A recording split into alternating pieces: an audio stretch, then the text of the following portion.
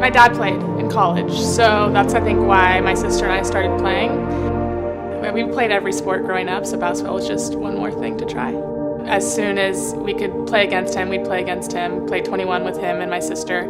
Yeah, everything we did was a competition, so I think that's part of why I am the way I am. So he for sure played a really big role in my basketball career and the player that I am. Basketball has honestly been the biggest thing for me. It's led me to so many people, so many experiences. It's led me to a job where who would have thought that I could be playing basketball, doing something I love, and still get paid for it. Basketball chose me. Oh, I know it.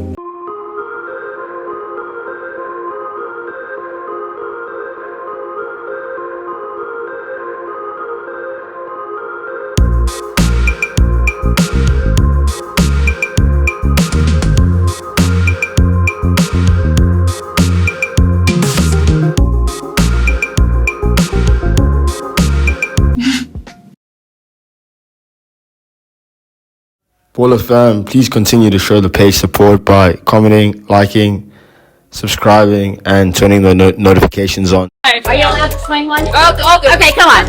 Okay, our little Apollo. You didn't see my it hit the back of the neck. Oh, yeah. Let's see what you got. No pressure.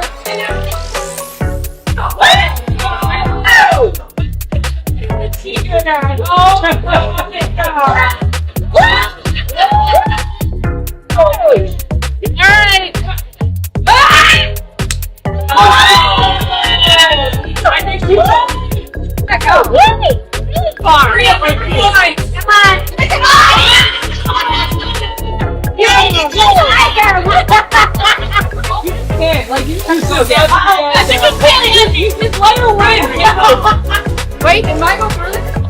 No.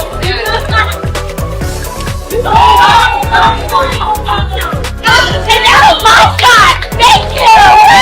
300! 300! What's going on, Baller fam? We back again with another doc. I appreciate all the support, the love shown. We're gonna keep it going. Today we have part 2 of the Lexie docu-series. The first one got a lot of love. I appreciate it. If you haven't seen it, I'm gonna pull it up now. Please go check it out. Drop a like, comment, subscribe, share. Appreciate the support a ton. So I think we're yet to see Lexie reach her full potential, which is really great for the Fever because it's a third year. You can call it a junior year. She's really tapping into her trajectory of her potential. Slowly but surely in the past season, she showed she's a Fever fan favorite, both on and off the court. Her personality is captivating, really genuine. She really formed a bond with the incoming class, particularly Caitlin Clark. She fed her a lot of supportive gestures and also just a lot of advice that she kind of, obviously not the same kind of players, but she kind of faced that kind of scrutiny coming from Stanford, coming into the D. And she just directed play to her, especially in the playoffs. Really good direction off the ball. She's also a Spokane native, so I got to shout her out, really, from the Valley native. I did my undergrad in Spokane. Shout out Whitworth. So this one is dear to our heart because she's representing. Again, she's a work in progress that's finally making her progress. In my opinion, the most improved Fever player. And if there was an award for that, she'll definitely snag that award. Also, the energy that she brings to the team does not go unnoticed, and it's time and time again. Her teammates match this energy. It's also exciting to see that Fever recently acquired a new coach, Stephanie White, who also is a Fever vet herself.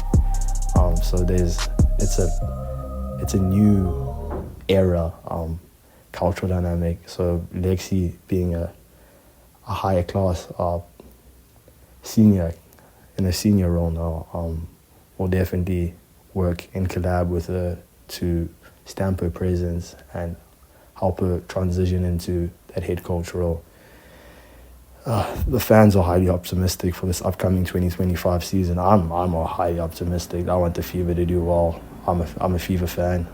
I feel like a lot of people are drawn to the Fever.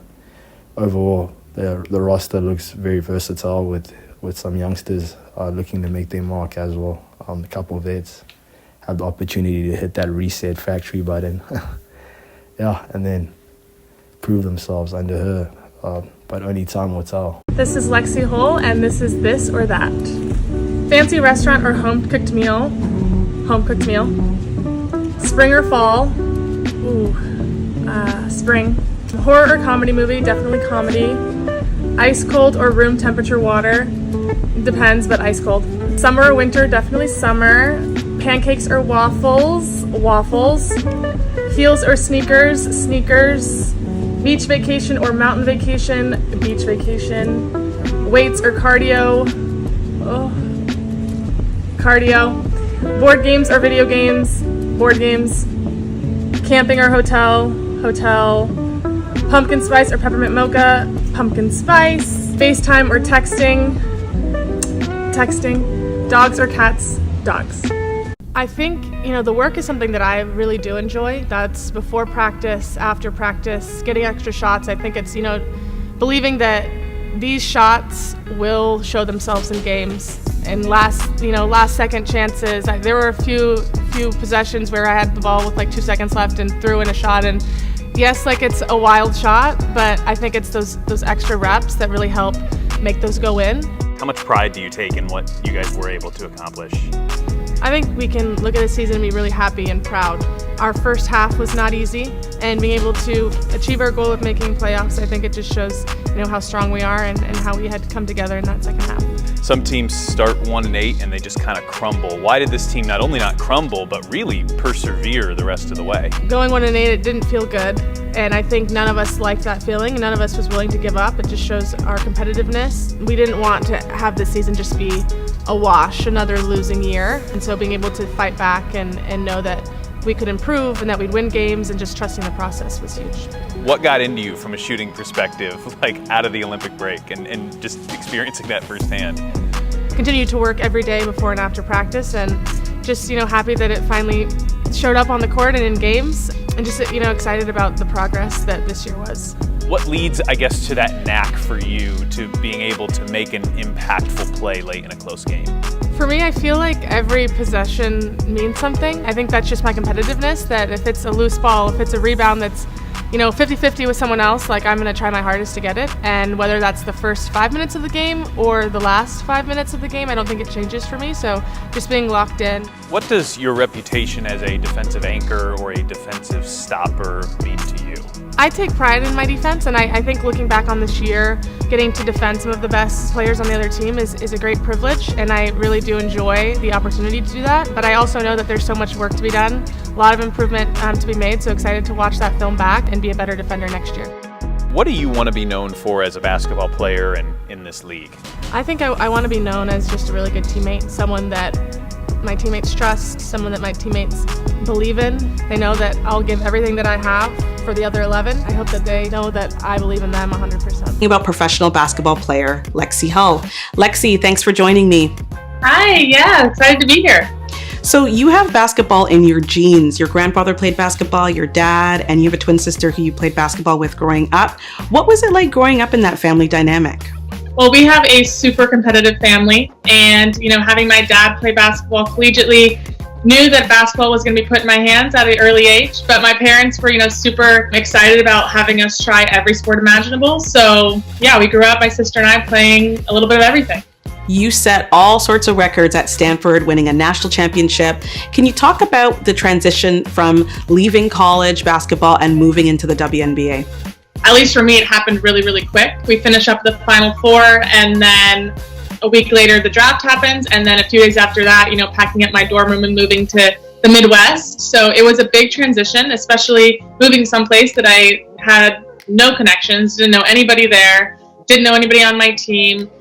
Coming in that year with a lot of rookies was really special. Coming in with people my age, people going through the same changes and transitions as me, I think really helped make it as easy as it could have been.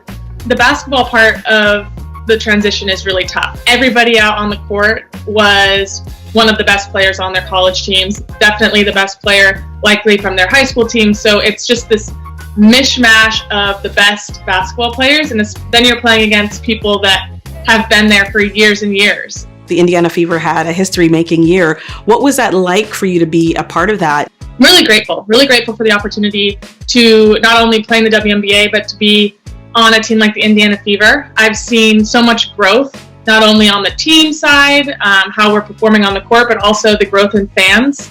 I mean, on the road, it felt like home games. We're playing in sold-out arenas that we have not played in the last 2 years before that. So, I mean, it's just really exciting.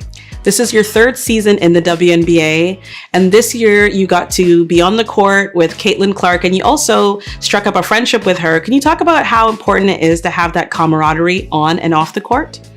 I think it was important to get to know her off the court, because I do think that, connections, getting to know people really play a part in the success of teams.